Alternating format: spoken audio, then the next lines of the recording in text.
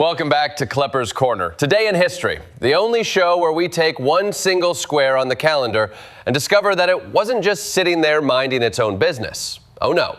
December 29th has been out here doing the absolute most. I mean, this date comes in right after Christmas. Like, hope you enjoyed your peppermint bark, because now it's time for ecclesiastical murder, collapsing empires, naval warfare, indigenous resistance, and the invention of Hollywood. That's right. December 29th isn't a day. It's a boss level. Today we're unpacking 8 centuries of people shouting, conquering, rebelling, innovating, and occasionally filming a cowboy movie because Arizona's weather wasn't cooperating. So let's jump into it. Segment 1, the bald, the Beckett, and the very bad day for medieval power structures. December 29th opened strong with a classic. Powerful men making big moves and immediately regretting them. First up, 875 CE. Charles the Bald gets himself firmed up as Holy Roman Emperor. Because nothing says, I'm ready for this job, like immediately plunging Western Europe into yet another round of, which brother is mad at me now? On December 29th, Charles basically finalized the papal-approved stamp on his new job title. And instantly, his siblings were like, absolutely not, hard pass, returning this emperor, no receipt required. Charles spent most of his tenure doing what every medieval ruler apparently did for cardio: fighting Vikings, fighting Bretons, fighting his own family, and then dying 2 years later. But December 29th gave him his peak moment. The day Europe said, sure, you can be emperor, and also, good luck with that, buddy. And then we zoom to 1170, when King Henry II's knights stormed into Canterbury Cathedral and killed Archbishop Thomas Becket. Medieval England really said, church versus state? Let's solve this with swords inside the holiest building we've got. Becket refused to back down. The knights refused to chill out. And suddenly, we had the most infamous cathedral crime before people started leaving Yelp reviews for megachurches. Henry pretended he didn't mean for Becket to die, which is the medieval version of, I never said attack anyone, I just said someone should really deal with that guy. The whole thing ended with Henry walking barefoot in repentance and Becket becoming the Beyoncé of medieval saints. Pilgrims came from everywhere. Chaucer wrote poems about them. If Becket had merch, it would have outsold everything at Hot Topic. Segment 2, Texas joins the party, the U.S. gains land, and the Cherokee lose everything. December 29th in America? Oh boy. It's either statehood or sorrow, no in between. 1835 gives us the Treaty of New Echota, which the U.S. used to justify removing the Cherokee from their homeland. Except, tiny detail, the people who signed it did not represent the Cherokee majority. It's like if someone hacked your email and accepted the terms and conditions on behalf of your entire nation. The Senate still passed it by 1 vote. 1 vote. America really said, how many votes does it take to start a tragedy? Apparently, the answer is 1. This treaty becomes the legal launch pad for the Trail of Tears. December 29th, the day paperwork became a historical villain. Fast forward to 1845, where Texas shows up to Congress like the world's largest uninvited barbecue guest and says, howdy boys, mind if I become a state?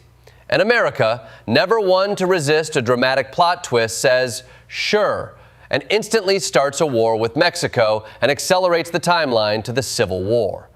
December 29th is like that friend who says, I'm not causing drama, I'm just present when it happens. Segment 3, Old Ironsides throws hands. The USS Constitution versus HMS Java. Let's talk 1812, when the USS Constitution said, hi, we're America, and we brought a boat with armor so thick it bounces cannonballs. On December 29th, the USS Constitution fought the HMS Java off Brazil and proceeded to dismantle it like a toddler dismantling a Lego tower. The ship was so tough, it literally got nicknamed Old Ironsides. The British Navy, the world's reigning ocean champion, suddenly had to issue a memo that basically said, hey guys, avoid that one.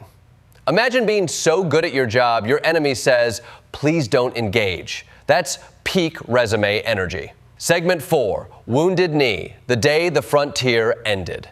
December 29th isn't all medieval drama and nautical flexing. It's also one of the darkest days in U.S. history. 1890, Wounded Knee. The Lakota, starving, dispossessed, and fleeing violence, were surrounded by U.S. cavalry. A scuffle, a misunderstood order, and suddenly cannons were firing into a camp full of families. Hundreds of Lakota were killed. Snow fell that night, freezing the scene into an image the nation could never forget. Historians say this was the end of the Indian Wars, but really, it was the end of America pretending the wars were anything other than conquest. December 29th, a day when history asks, what have we done? And America quietly closes the chapter, but never the wound. Segment 5, empires break, presidents rise, and Mongolia says, we're out. December 29th is apparently the universe's favorite date for saying, what if we just dissolved an empire or two? 1895, the Jameson raid tries and fails to kickstart a coup in the Boer Republic. It's messy, it's illegal, and it's basically what happens when a group chat of colonial officials gets carried away. Then 1911 hits, and December 29th becomes a full geopolitical fireworks show. Sun Yat-sen is elected the first provisional president of the Republic of China. Meanwhile, Mongolia is like, new China? Yeah, we didn't sign up for that, and declares independence. Imagine two different nations breaking up with the same empire on the same day. That's not history, that's a season finale cliffhanger. Segment 6, Innovation Nation. Iron warships, wireless dreams, and the birth of Hollywood. December 29th also brings us 1860. HMS Warrior launches, completely wrecking the self-esteem of wooden ships everywhere. Overnight, navies around the world realized they were basically floating antiques. 1891, Edison gets a patent for transmitting signals wirelessly. Sure, his system wasn't the one that ultimately won, but it's kind of adorable watching him try to invent everything. 1949, the first UHF TV station goes live. Suddenly, America has more channels to ignore while pretending they'll read a book this year. 1952, the first consumer product using a transistor arrives, a hearing aid. The transistor goes on to power computers, phones, and the entire modern world. But yes, its first job was literally, what? And then, 1913, Cecil B. DeMille arrives in Hollywood because it wasn't raining there. That's it. That's the origin story. One of the most powerful storytelling industries in the world spawned because a train kept moving west and DeMille said, this climate feels shootable. Segment 7, London burns again, Havel becomes president, and peace arrives. Slowly, 1940, the second Great Fire of London. Bombs, firestorms, and one insanely heroic group dedicated to saving St. Paul's Cathedral. If cathedrals had Yelp reviews, St. Paul's would have 5 stars and a note saying, stayed open during the Blitz, very committed, would worship again. Then we jump to 1989, when Václav Havel, imprisoned playwright, moral philosopher, all-around soft-spoken icon, becomes president of Czechoslovakia. Imagine going from prison to president in 1 year. That's not a political transition, that's a Disney arc.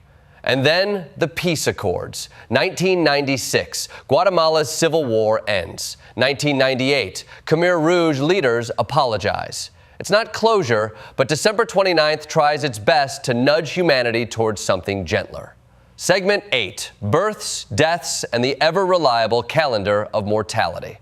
December 29th gives us U.S. President Andrew Johnson, Prime Minister William Gladstone, cellist Pablo Casals, Mary Tyler Moore, Jon Voight, Ted Danson, and Jude Law. It also takes away Thomas Becket, Christina Rossetti, Rainer Maria Rilke, and Harold Macmillan. Honestly, the births and deaths feel like December 29th balancing its cosmic checkbook.